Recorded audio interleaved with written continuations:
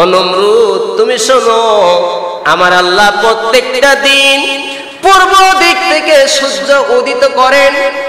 Fati বিহা মিনাল মাগরিব, তুমি যদি নিজেকে রব দাবি করো তাহলে একটা দিনের জন্য হলেও ওই সূর্যটাকে পশ্চিম দিক থেকে উদিত করো। ফাবহিতাল্লাযী কাফার, এই যুক্তি যে সময় ইব্রাহিম আলাইহিস সালাতু ওয়াস সালাম দিলে, তখন নমরুদ হতবুদ্ধি হয়ে গেল, কিংকর্তব্য বিমূঢ় হয়ে গেল। হযরত ইব্রাহিম আলাইহিস সালাতু ওয়াস সালামের যুক্তি দেখে অসংখ্য মানুষ সত্য ধর্ম ইব্রাহিম আলাইহিস সালাতু ওয়াস সালামের ধর্মের উপর তারা ঈমান এনেছিলেন। আর জোরে কন্যা একবার আল্লাহু আকবার। এই আশাদুন নাসির আলা আল আম্বিয়া, মানুষদের ভিতরে সবচেয়ে বেশি পরীক্ষার সম্মুখীন হওয়া নবীরা। আর এই নবীদের ভিতরে ইব্রাহিম আলাইহিস সালাতু ওয়াস সালামকে আল্লাহ পরীক্ষা নিলেন। এটা কোরআনের মধ্যে আল্লাহ নিজেই বলে দিয়েছেন, ওয়া ইযিবতালা ইব্রাহিম রাব্বুহু বিকালিমাতিন ফাতাম্মাহুন্না।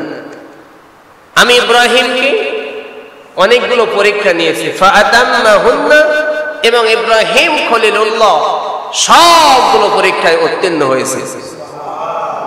আকালা ইন্নী জাইলুকা লিন-নাসি ইমামা, আল্লাহ বলেন, ইব্রাহিম, আমি তোমাকে কিসের জন্য পরীক্ষা নিলাম?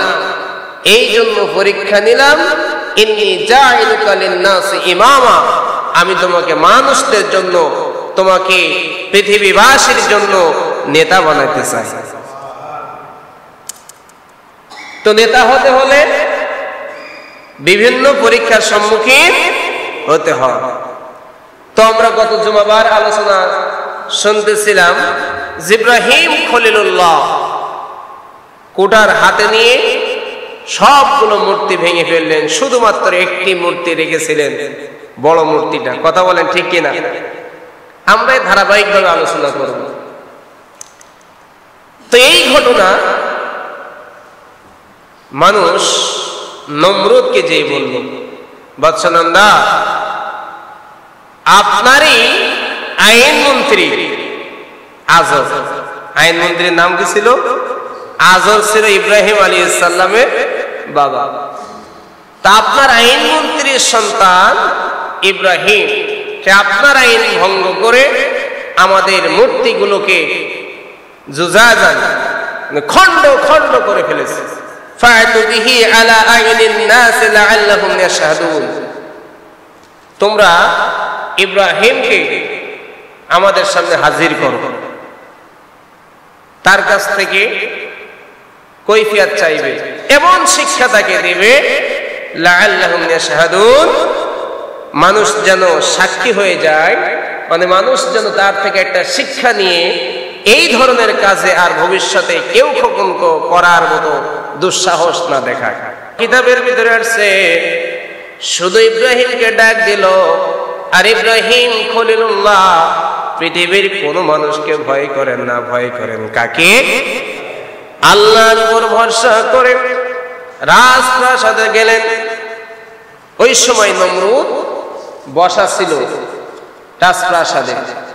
নমরুদের দরবারে নিয়ম ছিল, যারা রাজপ্রাসাদে প্রবেশ করবে, প্রবেশ করার সময় মাথা নিচু করে নমরুদকে সম্মান জানিয়ে সেজদা করে তারপর রাজপ্রাসাদে প্রবেশ করবে। যেরকম নাউযুবিল্লাহ।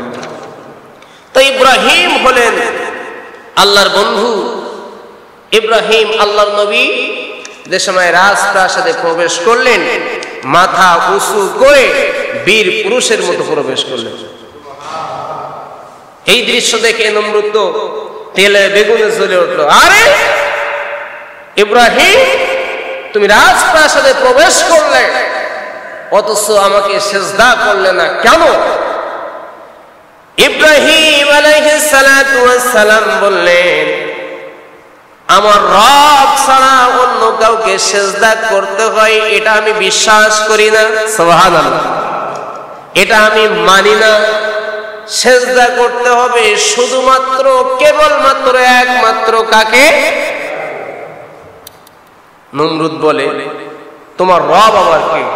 ইব্রাহিম আলাইহিস সালাতু ওয়াস সালাম বললেন, আমার রব হলেন তিনি ইউহয়ী ওয়া ইউমীত, যিনি মৃত মানুষকে জীবন দান করেন, আবার মানুষদেরকে মৃত্যু ঘটান। অর্থাৎ জীবন দান করার মালিককে, আবার মৃত্যু ঘটানোর মালিককে। এই কথা শুনে নমরুদ বলল, উহয়ী ওয়া উমীত, আমি তো জীবন দান করি, আমিও তো মৃত্যু ঘটাই। জোরে বলেন নাউযুবিল্লাহ। ইব্রাহিম আলাইহিস সালাম বললেন, আরে তুমি জীবন দান করো, আবার তুমিও মানুষকে মৃত্যু ঘটাও, তাই নাকি? বলে, তুমি দেখতে চাও? বলে, হ্যাঁ দেখতে চাও। এই বলে নমরুদ জেলখানা থেকে দুইজন আসামি নিয়ে এসে একজনকে হত্যা করলো, আর একজনকে মুক্তি দিয়ে দিল। দেওয়ার পরে বলতেছে, ও ইব্রাহিম, দেখছো তো তোমার চোখের সামনেই দুইজন ফাঁসির আসামিকে, একজনকে আমি হত্যা করলাম, একজনকে মৃত্যু ঘটাইলাম, আর একজনকে মুক্তি দিলাম, তার মানে তো তাকে জীবন দান করলাম। তুমি এখন বলো, আমাকে রব মেনে নিতে তোমার কোনো সমস্যা আছে, কোনো আপত্তি আছে? ইব্রাহিম আলাইহিস সালাম বলে, বাহ, খুব ভালো যুক্তি দেখাইছো তুমি, তবে নমরুদ শোনো। قال فإن الله يأتي بالشمس من المشرق فأت بها من المغرب। আল্লাহু আকবার। ও নমরুদ, তুমি শোনো, আমার আল্লাহ প্রত্যেকটা দিন পূর্ব দিক থেকে সূর্য উদিত করেন, ফাতি বিহা মিনাল মাগরিব। তুমি যদি নিজেকে রব দাবি করো, তাহলে একটা দিনের জন্য হলেও ওই সূর্যটাকে পশ্চিম দিক থেকে উদিত করো। পারবে? পারছে। পাবহিতাল্লাযী কাফা। এই যুক্তি যে সময় ইব্রাহিম আলাইহিস সালাতু ওয়াস সালাম দিলে, তখন নমরুদ হতবুদ্ধি হয়ে গেল, কিংকর্তব্য বিমূঢ় হয়ে গেল। এখন কি বলবে কোনো দিশাই খুঁজে পাচ্ছে না। কিতাবের ভিতরে আসছে, হযরত ইব্রাহিম আলাইহিস সালাতু ওয়াস সালামের যুক্তি দেখে অসংখ্য মানুষ সত্য ধর্ম ইব্রাহিম আলাইহিস সালাতু ওয়াস সালামের ধর্মের উপর তারা ঈমান এনেছিলেন। আর জোরে কন্যা একবার আল্লাহু আকবার।